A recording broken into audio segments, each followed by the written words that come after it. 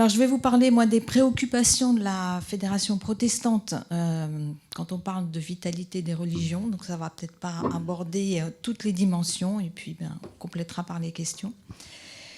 Et je vais entrer directement dans le vif du sujet. Aujourd'hui est un grand jour, parce qu'en ce moment même, en Seine-et-Marne, à Croissy-Beaubourg, c'est à peu près à l'intersection de l'autoroute A4 et de la 104, en région parisienne, très grande, en grande banlieue. Aujourd'hui même, donc, en bordure de la zone industrielle, est inauguré le nouveau bâtiment qui s'appelle Cité Royale, d'Impact Centre Chrétien, ou ICC, qui est une église des Assemblées de Dieu en France, donc une église plutôt pentecôtiste. Alors cette nouvelle implantation s'est avérée nécessaire pour suivre la croissance de cette église, donc je la nommerai église, car l'implantation de Boissy-Saint-Léger actuelle s'avérait trop exiguë.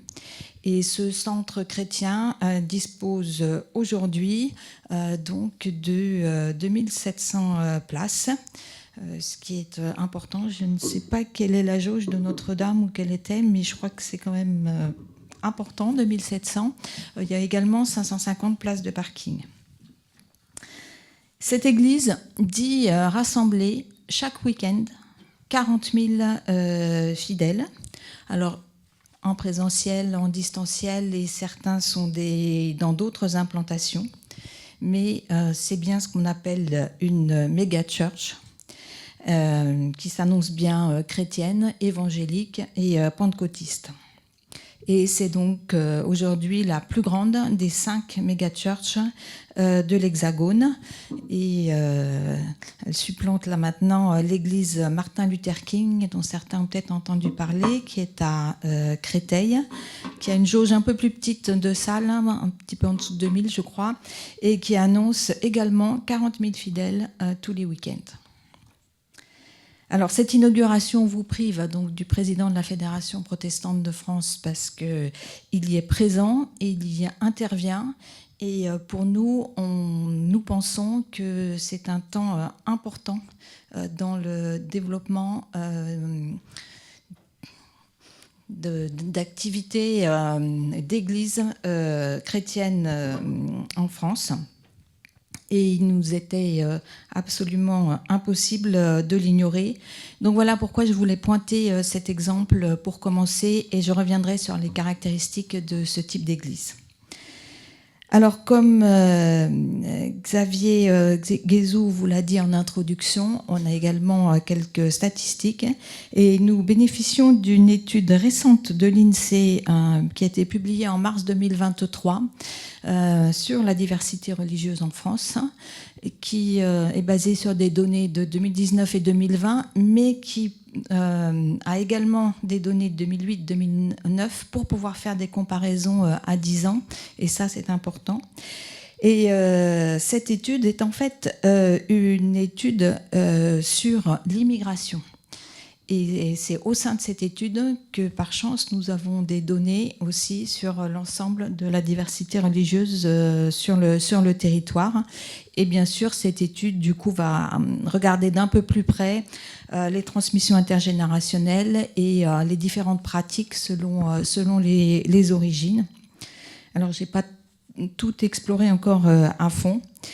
Effectivement, la moitié des interrogés aujourd'hui se déclarent sans religion, et le mouvement de sécularisation se poursuit. Il est de 51% en moyenne et de 58% si on exclut les immigrés et descendants d'immigrés. Donc on voit bien que cette population-là est encore plus proche d'une pratique religieuse. Bon, cependant, avec d'autres études européennes, la définition d'appartenance à une religion peut varier, puisque dans cette autre étude, un quart de ceux qui se disaient sans religion répondent positivement à la question de savoir s'ils croient en Dieu, et à l'inverse, 20% de ceux qui disent catholiques disent qu'ils ne croient pas en Dieu. Donc, je pense qu'il y a aussi à creuser sur comment on définit quel périmètre pour les religions. Cette enquête, donc à côté des catholiques qui passent de 43% à 25% en 10 ans, il y a une catégorie que l'INSEE a proposée qui s'appelle « Autres chrétiens ». Et cette catégorie-là, elle passe de 2,5% à 9%. Et pendant ces 10 ans, les musulmans passent de 8 à 11 et le judaïsme reste stable. Et ce chiffre de 9%, effectivement, nous interpelle avec la multiplication par 3,5 en 10 ans. Alors, effectivement, dans les autres chrétiens, il y a certainement une petite place aussi pour les orthodoxes, mais nous pensons qu'effectivement, la grande majorité relève du protestantisme. Et notre grosse question, c'est comment comprendre cette vitalité, cette dynamique de cette catégorie des autres chrétiens. Les questions que nous nous posions, c'est est-ce qu'il y a une évolution de la façon de se qualifier de chrétien, hors non catholique? Est-ce qu'il y a une mobilité du catholicisme vers le protestantisme? Quelle part de cette croissance est due aux évangéliques, comme c'était souligné? Sachant que ceux-là, certains, ils ne se disent pas protestants spontanément, mais ils font partie de cette grande famille. Voilà. Et est-ce qu'il y a un attrait particulier pour l'orthodoxie aussi, on se demande. Alors, l'étude INSEE ne montre pas, j'allais dire, de fuite des catholiques vers les protestants. On sait que cet échantillon est un peu surreprésenté pour les immigrés, descendants d'immigrés. Il faudrait certainement regarder de plus près. Et ce que l'on note, c'est que dans la population des immigrés, la part des autres chrétiens n'est pas de 9%, mais de 17%. Et quand on regarde parmi ceux qui viennent de pays européens ou d'Afrique subsaharienne, on passe à 30%. Donc le lien entre immigration et dynamique des autres chrétiens est confirmé, et notamment de cette immigration-là. Alors, nous avons besoin de prendre le temps, nous, de faire une analyse plus fine et que les sociologues analysent cela, voire que nous puissions la compléter. On se demandait aussi s'il y avait des évolutions entre les trois cercles de personnes là, qui se rattachent au protestantisme, entre ceux qui ont une pratique fréquente, ceux qui répondent appartenir, et puis ceux qui partagent les choix éthiques. Et on sait que dans ces catégories-là, l'équilibre entre les évangéliques et le protestantisme plus traditionnel varie également. Alors, au-delà des chiffres, concernant la vitalité des églises issues des réformes, j'aurais en fait pu m'en tenir à la caractéristique des églises protestantes depuis le début: reformata, semper reformanda, donc réformer, et toujours en mouvement, toujours en changement. Nos églises se réinventent en permanence, ça fait partie un peu de notre ADN. Et les églises issues de l'immigration apportent leur part de nouveauté et sont étudiées par les sociologues et les théologiens. Mais aujourd'hui, et c'était l'exemple que j'ai pris pour commencer, nous assistons à l'arrivée de toutes nouvelles formes d'églises, d'églises qui articulent tout de suite le local et l'international, d'une église qui ont des publics multinationales. ICC, c'est 27 nationalités, c'est des implantations dans plusieurs pays. Et donc, c'est un public afro-antillais qui revendique sa francophonie et le post-colonialisme et qui cherche une montée en gamme de l'offre chrétienne. Et ça, c'est affiché. Qui sont autonomes, qui avance en se disant « avec Dieu, tout est possible ».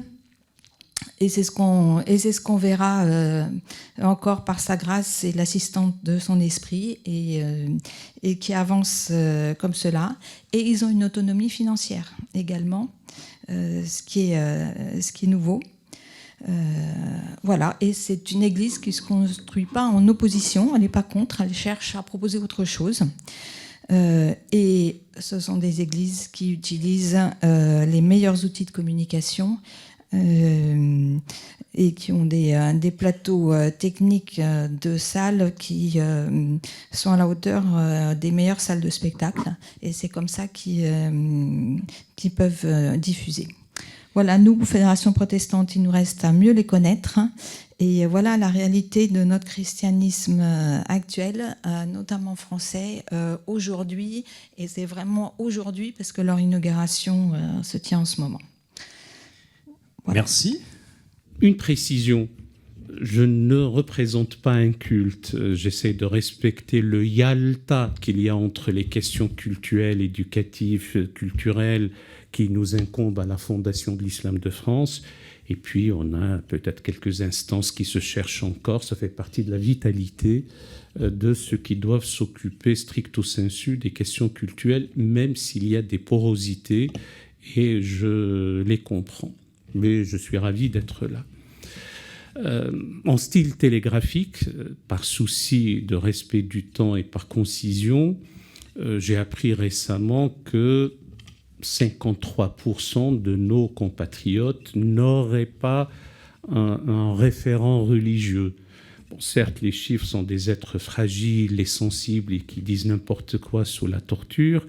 Il reste que 53%, c'est quand même une majorité. On peut dire que la loi dite de séparation du 9 décembre 1905 est passée par là. Et donc, les 47 autres pourcents, à supposer que la scientificité de ce sondage ne soit pas mise en cause, les 47 autres pourcents auraient un référent de religieux. Et donc, dans cela, et dans la famille abrahamique judéo-islamo-chrétienne, et en disant la famille abrahamique, je salue les présents musulmans ici pour leur dire bonne fête et que votre fête soit aussi celle de l'amour, du partage, de la solidarité, de la fraternité. Et comme c'est la geste abrahamique d'avoir consenti à offrir son fils en holocauste à Dieu par acte d'amour et d'obéissance, agissez de même à la fois pour le respect de la loi et aussi pour montrer la solidarité qui doit être la vôtre envers vos semblables, quels qu'ils soient. Et ça montre qu'il n'y a aucun repli. Au contraire, même un jour de fête et la fête principale, je vois beaucoup de musulmans dans cette salle-ci et qui nous suivent aussi sur les réseaux sociaux. On sait concilier les questions religieuses proprement dites sous la voûte commune de la laïcité, puis l'engagement dans la cité. Et votre parole à propos de Thucydide sonne bien. Alors, entrons in medias res, le vif du sujet. Il y aurait, parce que nous sommes sûrs de rien, 10% de la population française qui serait de tradition religieuse islamique. 6,8%, on est aux alentours de 7%. Nous sommes sûrs de rien, parce que si nous devions nous référer exclusivement au nom patronymique, ce qui n'a aucun sens, ce serait davantage. On est peut-être à 12 ou 13 millions. Et que dire des descendants de Dr Grenier? Que dire des descendants de Christian Cherfis? Que dire des descendants d'Ismaël Urbain, par exemple? Donc le nom patronymique n'a aucun sens. Mais globalement, acceptons cela au moins comme cadre d'étude. Et il y a une vitalité. Et cette vitalité dérange d'ailleurs quelques-uns parmi nos compatriotes, y compris quelqu'un qui a voulu être candidat à la magistrature suprême, puisqu'il prend à son compte l'histoire du grand remplacement. En réalité, il faut aborder ça avec calme, sérénité, distanciation, froideur d'esprit. C'est vrai qu'il y a une jeunesse, à tort ou à raison, j'ai la faiblesse de croire que sur certains points, à raison, a cru comprendre que leur citoyenneté leur est déniée, et donc ils se sont réfugiés dans une compréhension de la religion avec une obsession quasi névrotique du respect de la norme canonique, et du coup, nous assistons à des accoutrements improbables, à des comportements inacceptables, à des discours insupportables, et on dit que ceci est la tradition religieuse islamique. Je ne minimise pas le sujet, mais ça reste très minoritaire par rapport à nos compatriotes qui vivent d'une manière caméléonesque au sein de la nation leur vie, leurs pratiques religieuses, dans le respect scrupuleux des principes et des lois de la République, comme on dit. Mais c'est vrai que l'histoire est faite par les minorités agissantes, ça je ne l'oublie pas non plus. Il y a une pratique visible. Alors pour certains, c'est invasif, c'est agressif, c'est allogène, c'est incongru, ce n'est pas conforme à la longue tradition de la France qui vient du fond des âges, dont j'ai parlé d'ailleurs la semaine dernière, et qui a une roche-mère chrétienne, et sur cette roche-mère chrétienne sont venus se sédimenter d'autres apports. Élie parlera mieux que moi de l'apport juif de Rachi ou de la famille Bentiboun ou de Nissim de Marseille ou de Moshe Narboni. Eh bien, moi, je parlerai aussi, ne serait-ce que du Second Empire, du temps du Second Empire. Aujourd'hui, le temps passe, je ne vais pas remonter à l'émirat de Narbonne, et puis ça n'a aucun sens. D'aucuns pensent que la mosquée de Paris est la plus ancienne mosquée de métropole. Non, si on revient aux vestiges, il y a celle de Narbonne, celle de Carcassonne, celle de Nîmes. Si celles qui sont encore en exercice, c'est celle de Mamoudzou et celle aussi de Saint-Denis de la Réunion. Et puis celle en métropole, certes, remonte à son inauguration de 1926. Mais sur le siècle que nous connaissons, il y a effectivement une vitalité due à ce refuge politico-identitaire pour certains, mais aussi à la pratique qui désormais est devenue visible, ai-je dit, notamment à propos de l'observance du jeûne du mois de Ramadan. Là, hier, c'était le point culminant du pèlerinage à la Kaaba, parce que le pèlerinage se fait à la Kaaba et non pas à la Mecque. La Mecque n'est qu'une ville. Et donc, ces pratiques-là, et puis certaines revendications, ont fait en sorte que la composante islamique de la nation paraît dans sa vie spirituelle, rituelle, liturgique, comme ayant une réelle vitalité. Mais je ne suis pas sûr que ça soit au-delà de ce qui se vit pour d'autres traditions religieuses, parce que si on ramène, les chiffres sont en absolu, mais si on les ramène en relatif, il y a aussi la sécularisation qui gagne les citoyens musulmans et qui sont soumis à un effet ciseau gagné par une grande sécularisation. En même temps, d'autres s'agrippent et le font savoir d'une manière ostentatoire, ostensible, et qui, de mon point de vue, ce n'est que passager. Alors, si tu me regardes, c'est que j'ai fini mon temps, je crois.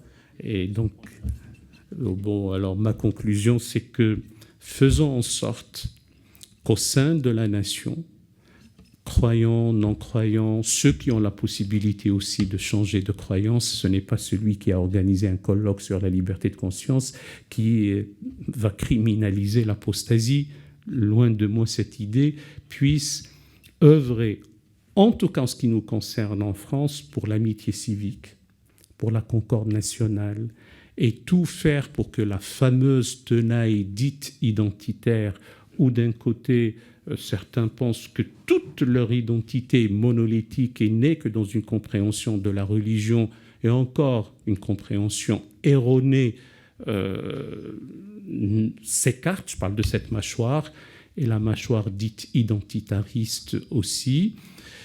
Alors, tu m'avais demandé de parler un peu de l'organisation. D'abord, je n'ai pas le temps. Je pourrais dire simplement un double paradoxe qu'il faut savoir rompre.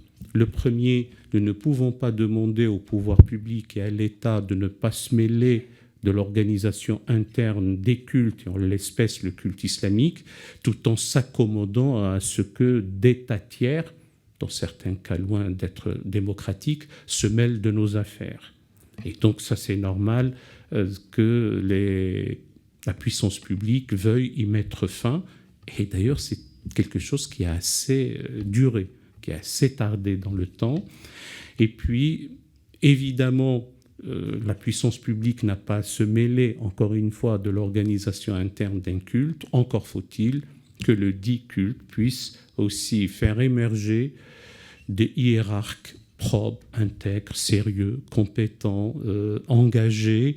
Il y en a quelques-uns, d'autres aussi. Et petit à petit, pour rester dans une optique sereine, optimiste, les choses se régleront dans le temps. Eh bien, pour ma part, je suis très honoré de prendre la parole comme représentant de la Conférence des évêques de France à l'occasion de cette rencontre.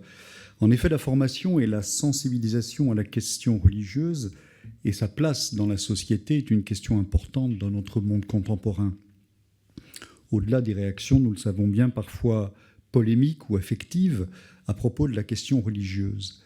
Et il est important d'avoir des lieux où cette question est posée, réfléchie de manière constructive et avec la compétence nécessaire.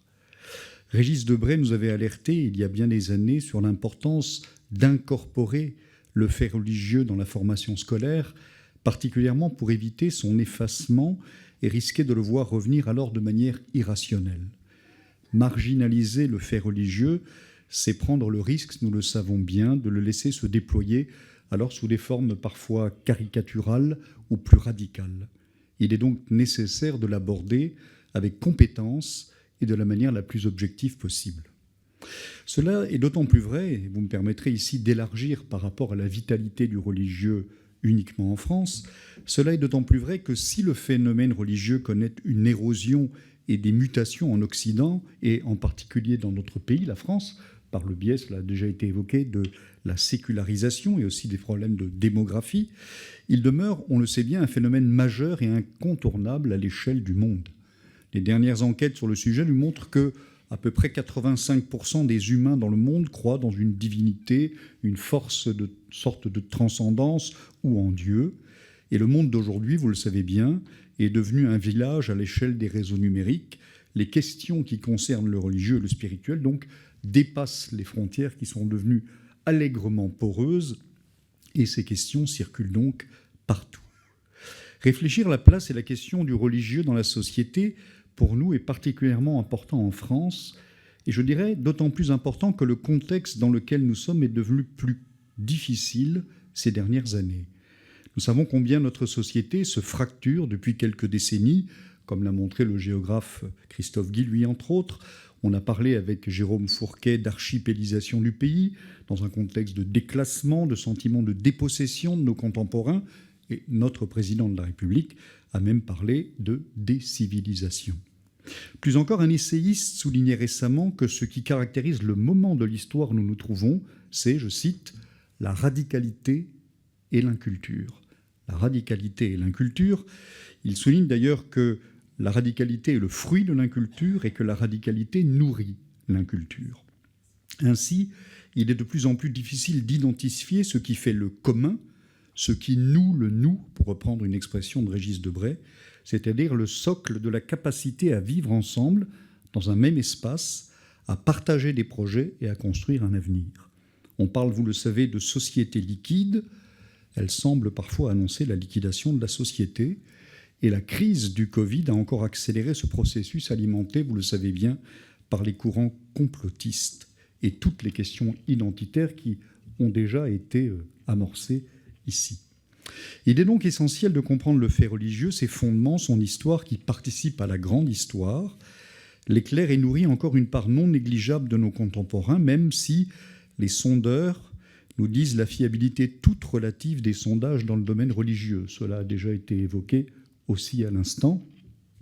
Nous savons tous que des gens peuvent se sentir agnostiques un jour, un verre à la main, mais devenir plus croyants parfois le lendemain au cœur de turbulences aériennes. Le fait, je crois que ça évoque des choses certainement. Le fait religieux a sa part indéniable dans la recherche de liens constructifs et fraternels. Une chose est certaine, le fait religieux est une composante de la réalité sociale. Plus encore, il nous semble que la dimension religieuse de la vie, ou plus largement sa dimension spirituelle, peut être, et ça rejoint la question de la force morale que vous aviez évoquée à l'instant, monsieur le directeur, cette question de la force morale pour réfléchir et conduire des projets fédérateurs pour l'avenir. Pour parler de la vitalité de l'Église catholique en France, j'aurais pu vous dire que certains chiffres ne sont pas bons. Vous ne seriez pas étonné. J'aurais pu vous dire que d'autres ne sont pas mauvais non plus. Nous avons connu plus de 38% d'augmentation des augmentations de baptême d'adultes cette année. 35 000 jeunes vont aller au JMJ. 40 000, pardon, merci cher Hugues. 40 000 jeunes vont aller à Lisbonne cette année. On ne s'attendait absolument pas à ce nombre-là. Et rien que pour le FRAT de l'Île-de-France, j'étais à Lourdes au mois d'avril dernier, ils étaient plus de 10 000. Donc il reste quand même aussi une certaine tonicité.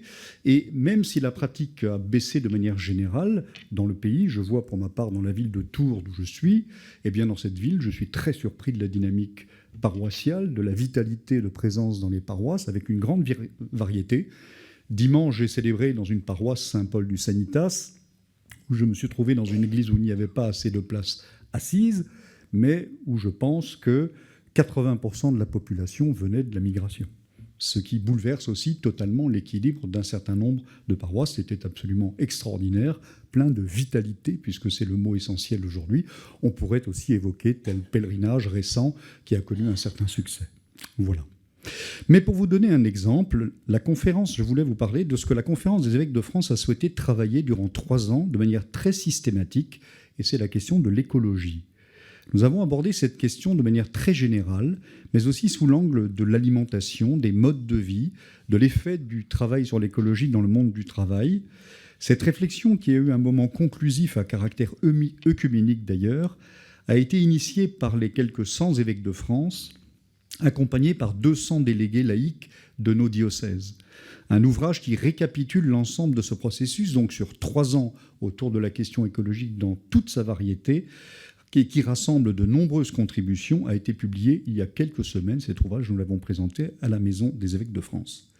Le fait que le pape ait publié son encyclique Laudato Si a été pour nous un encouragement, bien sûr, et un marqueur. Mais nous savons aussi combien, en échangeant avec le monde scientifique, la Conférence des évêques avait accueilli des membres du GIEC en son sein, combien le défi climatique qui est le nôtre est essentiel. Il ne s'agit pas de sauver la planète, mais bien de poser la question de la possibilité même pour notre civilisation de continuer à vivre à l'avenir. Les transformations que cela suppose, les mutations profondes qui concernent et concerneront les modes de vie, l'évolution vers des modes de vie plus sobres seront déterminants. Or, l'historien Yuval Harari, auteur de Homo Deus, disait il y a 2 ans sur France Culture, il est plus intéressant à mon avis à écouter à l'oral qu'à lire, je m'ennuie beaucoup en le lisant, alors qu'on l'interrogeait sur l'avenir de l'humanité, que celle-ci avait, selon lui, cette humanité avait encore, selon lui, 3 ou 4 générations devant elle, avant très certainement sa disparition.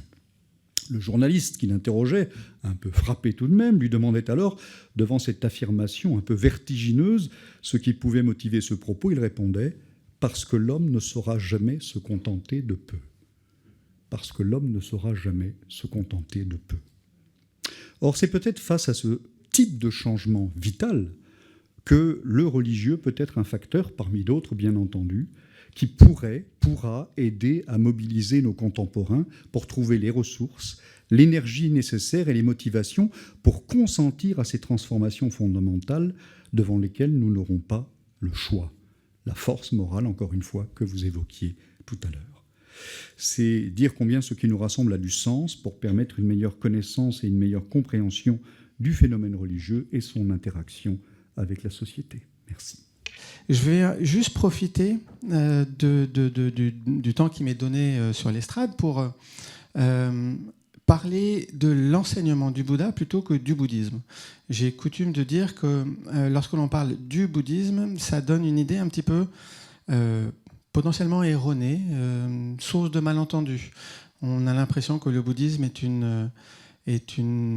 un bloc monolithique, alors qu'il est parcouru de autant de sensibilités que dans les autres traditions. C'est pour ça qu'il serait plus juste certainement de parler des bouddhismes plutôt que du bouddhisme, ou alors de parler des traditions de l'enseignement du Bouddha.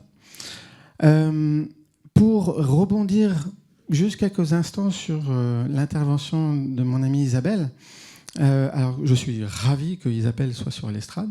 On aurait été ravis que Christian soit présent aussi, mais ta présence est vraiment heureuse. Je souhaiterais juste rappeler que l'Union bouddhiste de France a vu 2 présidentes par le passé. Donc il se trouve qu'aujourd'hui, c'est un homme qui représente l'Union bouddhiste de France, mais ça n'a pas toujours été le cas. Et on peut tout à fait imaginer que dans le futur proche, il y ait à nouveau des femmes qui soient à la tête de l'Union bouddhiste de France. D'une manière générale, on peut également s'interroger en tout cas sur ces fameuses statistiques, puisque les statistiques reprennent beaucoup les traditions spirituelles historiquement présentes sur le territoire. Et alors parlons du bouddhisme par convention, et assez étrangement, à nos yeux, rarement évoqué. Alors, on pourrait imaginer que plusieurs explications. La première serait que on est tellement discret que finalement, on ne pense jamais à nous. Ou alors, à la dernière minute, pour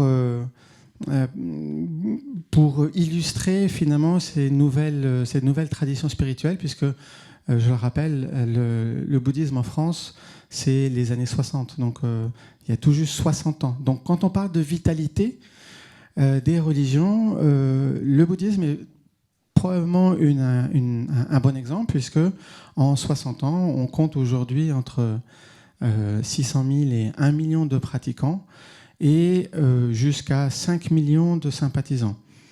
Alors là aussi, les sympathisants, on peut mettre beaucoup de choses, beaucoup de dynamique dans ces 5 millions. Mais clairement, la terre française est une terre dans laquelle les racines et les pratiques proposées par le bouddhisme, ça fonctionne bien. Une possible autre explication sur le fait que finalement les instituts de sondage ou les commanditaires qui font appel aux instituts de sondage ne pensent pas immédiatement au bouddhisme, c'est cette éternelle question: bouddhisme, religion ou philosophie? La question est souvent posée au Dalai Lama, et il répond souvent dans un grand éclat de rire que c'est une religion et une philosophie. C'est-à-dire, c'est une religion pour ceux qui souhaitent que ce soit une religion. Après tout, il y a un clergé, il y a une hiérarchie, il y a des rituels, il y a tout un canon, des tas d'exégèses, et en même temps, c'est une philosophie de vie. Ceci posé, je vais quand même revenir sur un élément que je souhaitais évoquer. Alors, l'écologie était l'un de ces éléments-là. Je laisse à Monseigneur la primauté d'avoir abordé cette question-là, sachant que, bien évidemment, l'écologie, au sens très large du terme, est un point de travail et d'action au quotidien des bouddhistes et de tous les centres bouddhistes.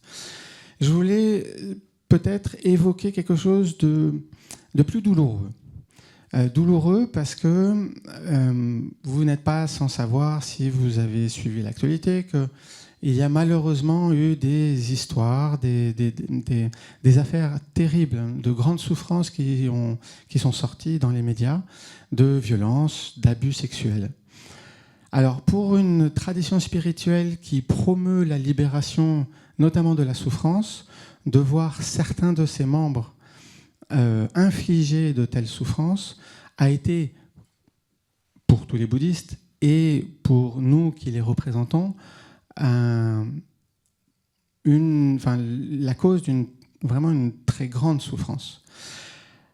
Ceci dit, ça nous a certainement permis de, je dirais, si vous me passez l'expression, de redescendre sur Terre. C'est-à-dire que jusqu'à maintenant, l'image que pouvait véhiculer le bouddhisme était une image plutôt extrêmement positive, joyeuse, heureuse. Ces affaires démontrent que malheureusement, un centre bouddhiste peut potentiellement ne pas être épargné par des abus de quelque ordre que ce soit. À notre niveau, au sein de l'Union bouddhiste de France, cela nous engage et nous avons déjà commencé à mettre en place, au travers de nos commissions éthiques et juridiques, tout un travail de réflexion pour parvenir, dans un avenir aussi court que possible, à mettre en place des protocoles, rappeler des règles qui sont du bon sens pour que les centres bouddhistes soient des espaces sécurisés, sécurisants pour tous ceux qui y viennent dans une recherche et dans une démarche intérieure. Donc, il y a beaucoup de travail, mais nous sommes à l'œuvre. Nous avons déjà mis en place une journée juridique en 2022. Il y en a une prochaine qui va avoir lieu à la rentrée de cette année.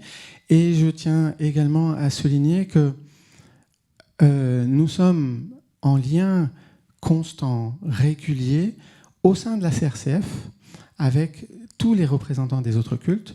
Et cette dimension des violences et des abus, pour le coup sexuels, mais pas que, ce sont des sujets de discussion et de partage, et sans vouloir faire un spoil trop grand, mais il se trouve que nous sommes en train de préparer une journée d'études sur ce sujet-là à la rentrée, à laquelle vous serez bien évidemment tous invités. Je tiendrai également à souligner et remercier la présence et le soutien constant du ministère de l'Intérieur en l'entité Bureau central des cultes et toutes ses composantes. Comme nous l'a rappelé encore une fois très récemment le ministre de l'Intérieur, lorsqu'il est venu remettre à une de nos anciennes présidentes, Madame Mine Triveau, les insignes de chevalier de l'Ordre national du mérite. Donc c'était le 14 mai dernier à la Grande Pagode. La laïcité, ce n'est pas la négation des religions. Je trouve que l'intitulé de votre nouveau département, Monsieur Ploquin, est à ce titre-là très pertinent, culte et laïcité. À charge pour vous, pour nous, ensemble, de travailler et de faire encore mieux connaître cette laïcité à la française. Et je salue ici également les représentants des élus. C'est également avec vous que nous devons travailler à faire en sorte que cette laïcité à la française soit mieux connue, plus partagée. L'amitié et la fraternité qui est celle que l'on expérimente au quotidien à la CRCF et dans les relations qui sont les nôtres, on doit pouvoir les diffuser dans la société. Merci beaucoup. Alors, Élie Corchia, donc vous êtes le dernier à... Juste, Anthony, Monsieur Bousmar, si vous pouvez redire ce qu'est le CRCF. Alors, c'est la CRCF. Il y a toujours une ambiguïté entre le ou la, mais c'est la conférence des responsables des cultes de France qui a été créée au lendemain, malheureusement, des terribles attentats de 2015. Et nous sommes aujourd'hui, nous nous retrouvons très régulièrement, à raison de 3-4 fois par an. Et bien évidemment, nous échangeons dès que nous nous croisons, que ce soit lors de réunions de travail, de cérémonies, de remise de diplômes. En l'occurrence, félicitations à tous les auditeurs de l'IHEMR. Merci beaucoup. Élie Corchia, donc c'est à vous que revient la prise de parole, la dernière, et la difficulté de ne pas redire ce qu'ont dit les autres. La vitalité des religions, on a parlé beaucoup de tradition, on a parlé aussi d'évolution. Vous, dans la religion que vous représentez, qu'est-ce qu'elle revêt, cette vitalité ? Merci de m'avoir donné le tour de parole à la fin. Toujours une mission difficile. D'abord, c'est un peu dangereux avec un avocat de lui donner la parole à la fin pour espérer gagner ou regagner quelques minutes. Mais je vous rassure, même sans papier, soyez rassurés, je tiendrai le timing que vous m'avez donné. Et finalement, le fait de parler en dernier, ça nous montre bien que les premiers sont les derniers. Et donc, j'ai plaisir à parler au nom du judaïsme français ce soir, en remerciant nos hôtes, à la fois de l'IHEMR et du Collège des Bernardins, et en saluant bien évidemment toutes les personnalités qui sont dans la salle, et en tout premier lieu, les représentants du Bureau des cultes qui sont là et que je salue bien évidemment fortement. Le judaïsme français, alors je ne vais pas revenir sur des chiffres, j'ai entendu des sondages, merci Isabelle Veillé, j'ai entendu que le judaïsme se maintenait dans les chiffres que vous nous avez rappelés tout à l'heure, donc je suis déjà heureux d'avoir entendu cela.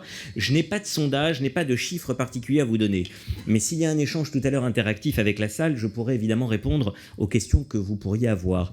Sur l'organisation de la communauté juive française, nous célébrons cette année les 215 ans de la création du Consistoire central de France, que j'ai l'honneur de présider depuis un peu plus de 18 mois, qui a été créé donc en 1808 par Napoléon et qui, effectivement, depuis 215 ans, a pour devise « Religion et patrie ». Une devise qui veut tout dire, puisque ça montre bien l'implication à la fois du judaïsme dans la cité à travers le culte, mais aussi son profond attachement à tout ce qui concerne la patrie et effectivement toutes les valeurs républicaines que nous célébrons régulièrement. Et pour celles et ceux qui fréquentent les synagogues à l'occasion peut-être de certaines cérémonies, il faut savoir que dans toutes les cérémonies dans nos synagogues consistoriales en France, et aussi chaque Shabbat, nous récitons une prière pour la République française qui est un moment toujours très fort de nos différentes cérémonies. Il y a 18 consistoires qui existent aujourd'hui à travers le pays, à la fois en métropole et un pour les dom-toms, que ce soit en Guadeloupe ou encore sur l'île de la Réunion.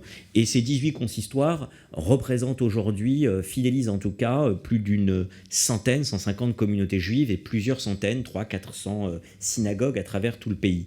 Il y a plusieurs mouvances, il y a des mouvances qui sont apparues au cours de ces dernières décennies, mouvance Lubavitch, mouvance libérale, mouvance ultra-orthodoxe, mais disons que nous avons cette chance, et je dis bien c'est une chance qu'a la France, d'avoir une représentation globale de la communauté juive française depuis donc sa création par Napoléon, d'autant plus qu'au fil des années, eh bien, nous sommes aujourd'hui la 3e communauté juive dans le monde, après Israël, puisque depuis 75 ans et depuis l'avènement de l'État d'Israël, il y a aujourd'hui la première communauté juive est en Israël, la seconde est aux États-Unis, et puis la communauté juive française qui a ce particularisme d'avoir effectivement cette représentation, puisque nous sommes une institution bicéphale, représentée par le grand rabbin de France qui est élu une fois tous les 7 ans, et le président que je suis qui est élu une fois tous les 4 ans, et le président étant bénévole et issu de la société civile. C'était un médecin les 12 précédentes années, c'est un avocat aujourd'hui, je ne sais pas si c'est mieux ou moins bien, mais en tout cas nous sommes autant engagés les uns que les autres à travers les élections qui nous portent à la responsabilité de cette grande maison consistoriale. Ce que je voudrais vous dire aussi, c'est que la communauté juive a été traumatisée à 2 grandes périodes au cours du XXe siècle et au début du XXIe siècle, et c'est aussi un paradoxe. J'ai entendu ce mot tout à l'heure et je voulais le reprendre à mon compte. Nous avons été traumatisés d'abord par évidemment la Seconde Guerre mondiale et la Shoah, qui ont fait que la communauté juive de France a dû se réinventer, se restructurer après 1945. On commémorait récemment le décès du grand rabbin Sirat, qui a été grand rabbin de France de 1980 à 1987.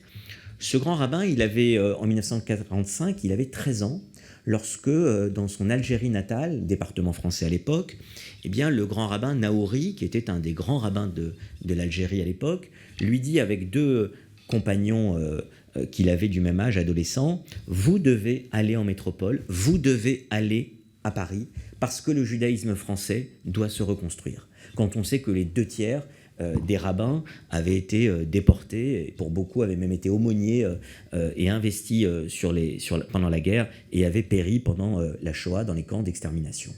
Donc il faut bien comprendre qu'à partir de 1945, il y a un renouveau de la communauté juive française qui va bénéficier de l'afflux des juifs qui vont venir et qui vont revenir des pays du Maghreb, que ce soit les juifs qui sont venus d'Algérie, du Maroc ou de Tunisie, qui ont apporté quelque chose à partir des années 1960 notamment. Et puis le deuxième trauma, évidemment, c'est depuis ces 20 dernières années, c'est les attentats, c'est le terrorisme qui a coûté la vie en France, qui a ciblé en France particulièrement des Français de confession juive, à la fois des enfants dans une cour de récréation à l'école aux oratoires de Toulouse, à la fois des personnes âgées, quand on sait comment sont décédées sous les coups, sous les tortures et les barbaries des femmes comme Madame Sarah Halimi ou Madame Mireille Knoll, pour ne citer que. Ce sont aujourd'hui des hommes et des femmes qui ont été tués, et à travers leur mort, c'est aussi un traumatisme qui a touché des communautés juives en France, puisqu'on sait très bien que certains membres sont partis à l'étranger. Et en tant que responsable de la communauté juive française aujourd'hui devant vous, c'est évidemment un échec pour notre société, et c'est évidemment un trauma qu'il faut savoir analyser. J'avais dit au procès des attentats de janvier 2015, où je représentais des parties civiles victimes dans l'attentat de l'Hypercacher, qu'elles avaient vécu en janvier 2015 par une curieuse ironie de l'histoire, une scène de guerre dans un pays réputé en paix, et qu'elles étaient parties vivre à Jérusalem dans un pays réputé en guerre où elles vivaient aujourd'hui en paix. C'est-à-dire que ce traumatisme, il est là. Et quand je parle de paradoxe, c'est intéressant de savoir que la France a été le pays qui a été un des plus décimés pendant la Seconde Guerre mondiale au niveau de sa communauté juive, et en même temps, pour reprendre une expression du président de la République, et en même temps, c'est aussi le pays où 3/4 des Juifs ont pu être sauvés pendant la Shoah, ne sont pas morts. Pourquoi ? Parce qu'il y a eu des justes, notamment, qui les ont aidés, et on a rappelé récemment, notamment, la lettre de Monseigneur Saliège, et j'étais à Toulouse il y a quelques mois pour représenter la communauté juive, lorsqu'un collège public a pris le nom de Monseigneur Saliège, à la fois grand homme de l'Église, mais aussi grand Français, grand résistant. Ce paradoxe, il existe aussi depuis ces dernières années avec le terrorisme dont je parlais, avec ces traumas qui ont été ceux de juifs et de juifs qui sont morts dans notre pays, première fois depuis la Seconde Guerre mondiale, pour le simple fait d'être juif en France. Ce paradoxe, il est là parce que nous sommes dans un climat qui reste très anxiogène. Certes, on a compris depuis notamment les attentats de janvier 2015 et novembre 2015, la prise de conscience collective n'avait peut-être pas été tout à fait celle qu'on aurait pu attendre après les attentats de mars 2012, qui sont la matrice du terrorisme islamiste en France. On a compris que tous les Français, nous sommes tous, Françaises et Français, égaux devant le terrorisme. Mais pour paraphraser George Orwell dans son ouvrage « La ferme des animaux », peut-être que les Français juifs restent un peu plus égaux que les autres en matière de ciblage terroriste. Et je parle de paradoxe pourquoi ? Oui, le climat est anxiogène, mais au cours de ces 20 dernières années, il y a une vitalité qui n'a cessé de croître encore au sein de la communauté juive. Il y a des synagogues, il y a des centres culturels qui se créent dans toute la France. Et nous accompagnons effectivement ce mouvement et nous le savons avec les élus qui sont ici présents ou avec les représentants du ministère de l'Intérieur. La vitalité, elle est là. Même lorsqu'il y a eu le Covid, nous avons évidemment accompagner ce mouvement en fermant immédiatement nos synagogues. Et je sais que le président de la République, comme le ministre de l'Intérieur, avait salué la prise de conscience qui avait été celle des Juifs de France pour évidemment respecter à la lettre toutes les consignes qui étaient données par le gouvernement. Mais nous avons vu que dès après le Covid, eh bien, il y a eu ce mouvement, cette vitalité à travers des communautés juives, à travers des synagogues, à travers toutes celles et ceux qui font vivre le judaïsme au quotidien avec des femmes et des hommes qui sont des responsables communautaires investis dans tout le pays. C'est-à-dire que malgré le climat anxiogène, eh bien, nous continuons à bâtir, à construire, à faire vivre le judaïsme. Nous ne sommes pas en nombre très important, puisqu'on parle de 500 000 âmes, et quand on sait que les Juifs dans le monde entier représentent un peu plus de 15 millions de personnes, ça montre bien que ce n'est pas le chiffre qui compte, c'est surtout la vitalité que nous continuons à insuffler